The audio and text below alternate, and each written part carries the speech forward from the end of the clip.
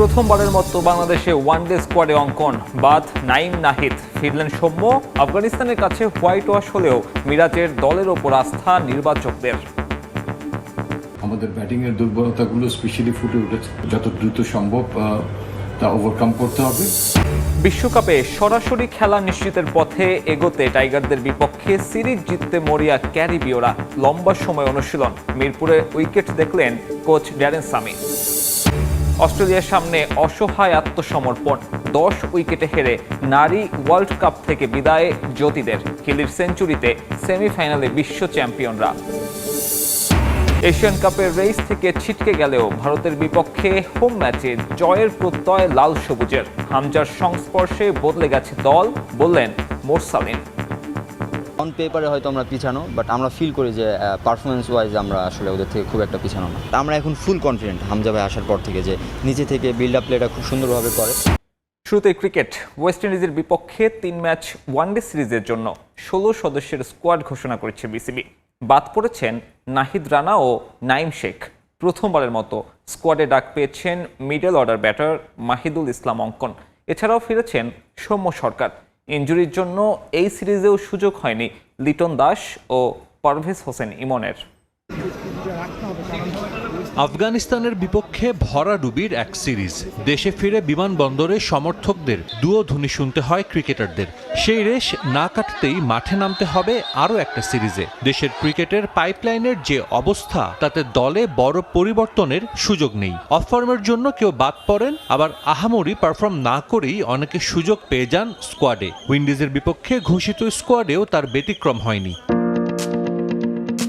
আফগানিস্তানের বিপক্ষে মাত্র এক ওয়ানডে খেলে পরের সিরিজেই বাদ পড়েছেন নাইম শেখ। তার সঙ্গে জায়গা হারিয়েছেন পেসার নাহিদ রানা। নাইমের মতো এই পেসারও আফগানদের বিপক্ষে খেলেছিলেন মাত্র একটা ওয়ানডে। টপ অর্ডারে পরিবর্তন একটাই, ভিসা জটিলতায় সম্প্রতি আরব আমিরাত যেতে না পারলেও এই সিরিজের স্কোয়াডে ফিরেছেন সৌম্য সরকার। স্কোয়াডের নতুন মুখ মাহিদুল ইসলাম অঙ্কন। লিস্ট এতে প্রায় 100 ম্যাচ খেলার অভিজ্ঞতা থাকা মিডল অর্ডার এই ব্যাটার প্রথমবারের মতো ডাক পেয়েছেন ওয়ানডে স্কোয়াডে। যদিও সদ্য সমাপ্ত এনসিএল টি20তে আহামরি পারফর্ম করেননি। 5 ইনিংসে তার ব্যাট থেকে এসেছে 118 রান। মিডল অর্ডারের অভিজ্ঞতার অভাব স্পষ্ট হলেও উপেক্ষিতই থেকেছেন সবশেষ ডিপিএলে দারুণ পারফর্ম করা মোসাদ্দেক হোসেন সৈকত।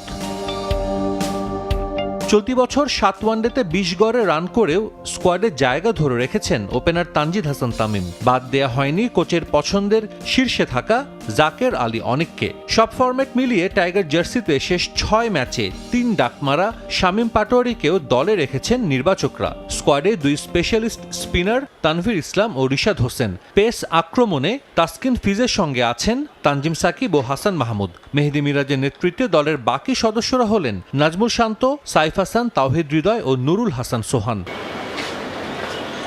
আফগানিস্তানের বিপক্ষে হোয়াইট ওয়াশ হওয়া দলের সামনে ছন্দে ফেরার চ্যালেঞ্জ। 3 ম্যাচ সিরিজের প্রথম ওয়ানডেতে শনিবার ক্যারিবিয়ানদের মুখোমুখি হবে বাংলাদেশ। ইনজুরির কারণে লিটন দাস না থাকায় অভিজ্ঞতার বিচারে দলে যুক্ত করা হয়েছে সৌম্য সরকারকে। আর পেসার একজন কমিয়ে মিডল অর্ডারকে শক্তিশালী করতে নেওয়া হয়েছে মাহিদুল ইসলাম অঙ্কনকে। তিনি ভাবনায় আছেন 2027 বিশ্বকাপেরও, এমনটাই জানিয়েছেন প্রধান নির্বাচক গাজী আশরাফ লিপু। আফগানিস্তানের বিপক্ষে বাজে ব্যাটিং মেনে নিতে পারছেন না তিনি। রশিদ খান না থাকায় ওয়েস্ট ইন্ডিজের বিপক্ষে জয় পাওয়ার বেশি সুযোগ দেখছেন এই প্রধান নির্বাচক। সৌম্য সরকারকে ফেরত নিয়ে এসেছি। তিনি অনেক অভিজ্ঞ একজন খেলোয়াড়। গত বছরের শেষে নভেম্বরের দিকে ওয়েস্ট ইন্ডিজের বিপক্ষেই তার ব্যাটিংয়ে যথেষ্ট সফলতা আছে এবং সেই দলটার সঙ্গে আমরা খেলছি। মাহিদুল ইসলাম অঙ্কনকে এনেছি। আমরা 2027-এ নেক্সট বিশ্বকাপটা ওয়ানডে ইন্টারন্যাশনালে বাংলাদেশ খেলবে।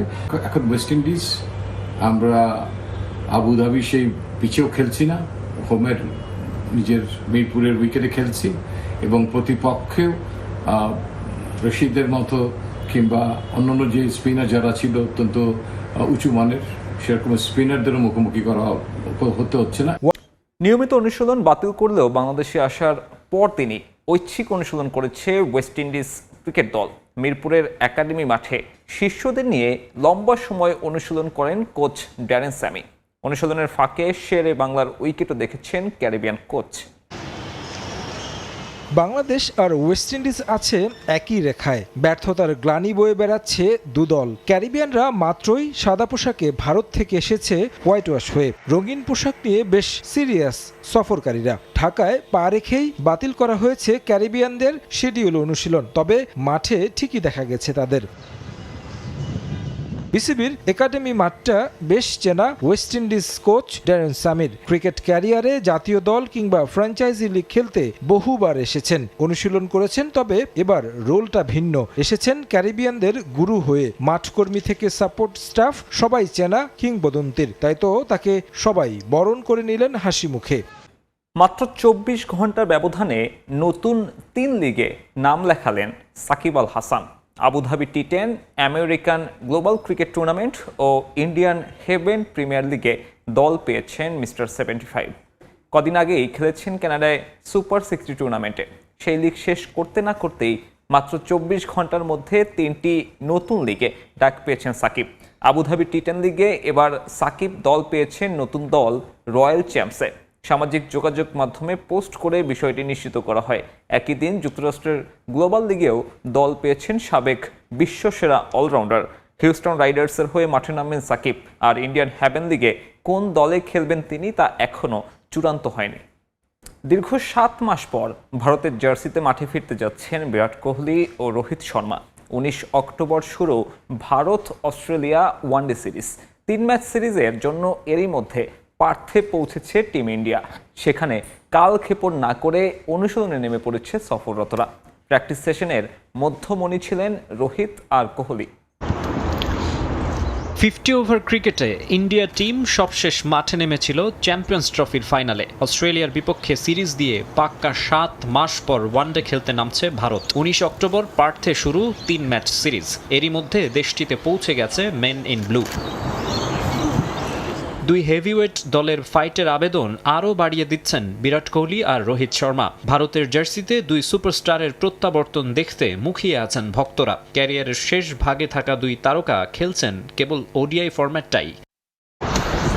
সবার প্রত্যাশা ভালোভাবে বোঝেন কোহলি রোহিত, সেজন্য অস্ট্রেলিয়ায় পৌঁছেই কালক্ষেপণ করেননি। বিগ সিরিজের জন্য প্রস্তুতি শুরু করে দিয়েছেন। পার্থের নেটে ঘাম ঝরিয়েছেন, ব্যাটিং প্র্যাকটিসে ছিলেন মনোযোগী। প্রায় 30 মিনিট পাশাপাশি নেটে ব্যাটিং ঝালিয়ে নিয়েছেন দুজন। হোয়াইট বল ট্যুরে 2 ধাপে অস্ট্রেলিয়ায় পৌঁছেছে ভারত দল। 3 ওয়ানডের পাশাপাশি অজিদের বিপক্ষে 5টি টি20ও খেলবে ইন্ডিয়া টিম। সিরিজের আগে আরও 2টি ট্রেনিং সেশন করার কথা রয়েছে সফররতদের। বাংলাদেশ ওয়েস্ট ইন্ডিজ সিরিজে নতুন মুখ মাহিদুল ইসলাম অঙ্কন এবং ডাক পেয়েছেন সৌম্য সরকার।